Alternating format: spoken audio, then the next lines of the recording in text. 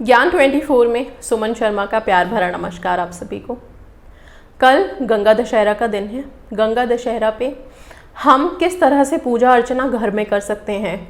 गंगा दशहरा के दिन लोग बहुत भीड़ में, बहुत जोश से, उल्लास के साथ गंगा स्नान करने जाते हैं और गंगा स्नान करना भी चाहिए, क्योंकि कल ऐसा दिन है जो हमारी हिंदू मान्यताओं के अकॉर्डिंग ये है कि कल गंगा जी पृथ्वी पे अवतरित हुई थी। ओके, तो गंगा जी को भागीरथी भी कहते हैं, हम सब जानते हैं, और भागीरथ ही उन्हें लेके आए थे अपने पूर्वजों के सुरक्षा के लिए, उद्धार के लिए। ठीक है, गंगा जी के पावर्स का, उनके मिरेकल्स का बखान करना बहुत मुश्किल है, क्योंकि गंगा का पानी इतना शुद्ध है कि गंगा के पानी को अगर आप डिब्बे में बंद करके, किसी बोतल में बंद करके सालों के लिए भी छोड़ दोगे तो वो कभी पानी खराब नहीं होता, उसमें कोई बैक्टीरिया कुछ भी नहीं होता। वो इतनी सारी जड़ी बूटियों को क्रॉस करते हुए आता है कि उसमें कुछ भी नकारात्मकता आती ही नहीं है। इतना प्योर पानी है, इतना शुद्ध है। एक तरह से हम गंगा के जल को अमृत मानते हैं। ठीक है, अब आते हैं कि कल गंगा दशहरा है। हर कोई गंगा जी तो जा नहीं सकता स्नान करने के लिए, तो घर में कैसे स्नान करें। घर में जब आप नहाने के लिए सुबह तैयार होते हैं तो उस टाइम पे कोशिश कीजिएगा कि शावर ना लेके आप किसी बाल्टी में या टब में, जिससे भी आप नहा रहे हैं, उसमें आप नहाने के पानी में गंगा जल ज़रूर डाल के नहाएं।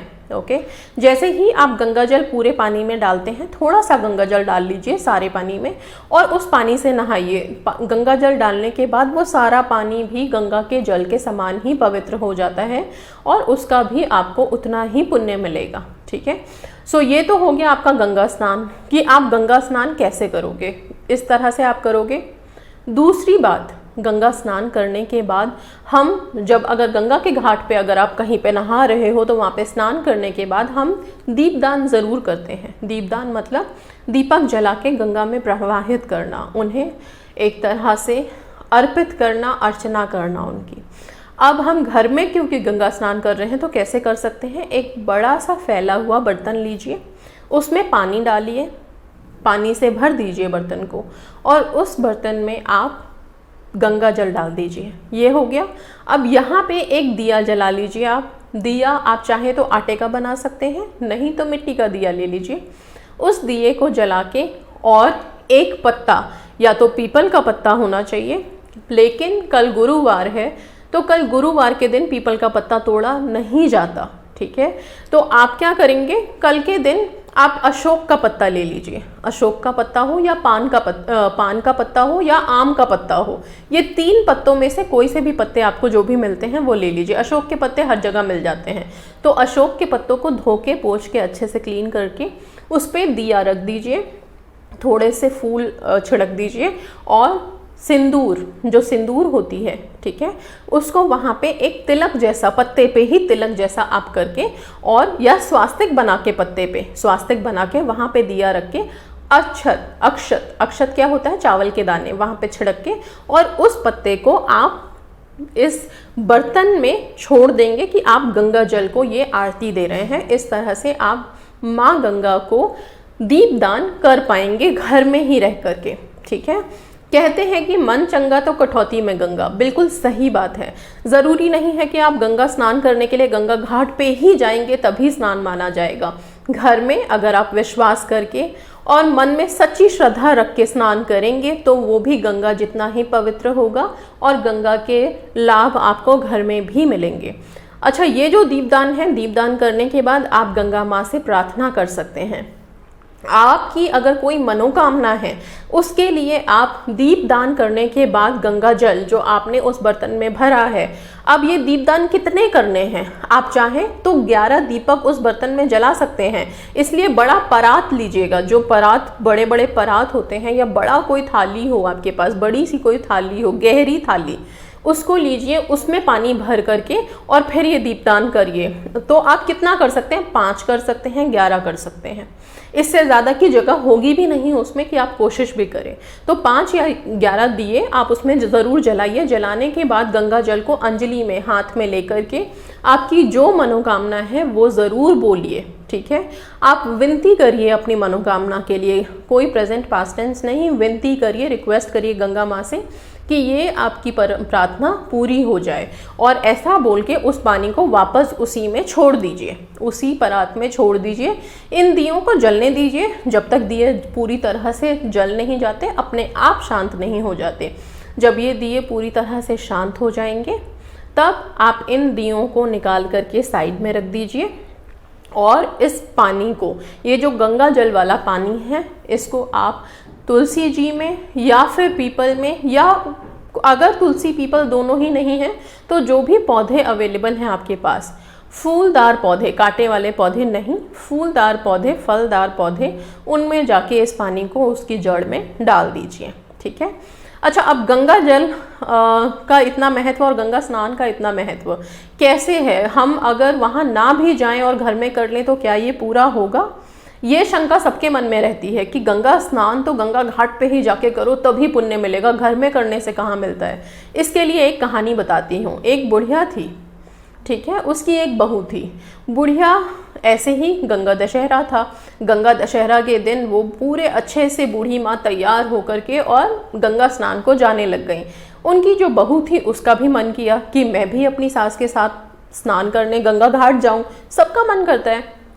तो उन्होंने अपनी सासू माँ से बोला कि माता जी आप जा रही हैं, मुझे भी साथ ले चलिए, मैं भी जाऊंगी। लेकिन सासू माँ, मतलब ये बूढ़ी माँ, थोड़ी चतुर चालाक थी।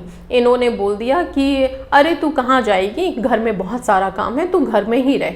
ठीक है। और अपने घर की जो अलमारी थी जिसमें इनके सोने चांदी जेवर वगैरह रहते थे उसको बहुत अच्छे से लॉक करके गई, क्योंकि उनको अपनी बहू पे बिल्कुल विश्वास नहीं था। मतलब ऐसा तो होता ही है जनरली, राइट। सो वो चली गई।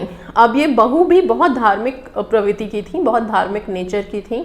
इनको बहुत मन था कि मैं गंगा स्नान करूं, अब करूं तो करूं क्या, माँ तो चली गई, सासू माँ तो चली गई, अब ये अकेले घर में कैसे कर सकती हैं।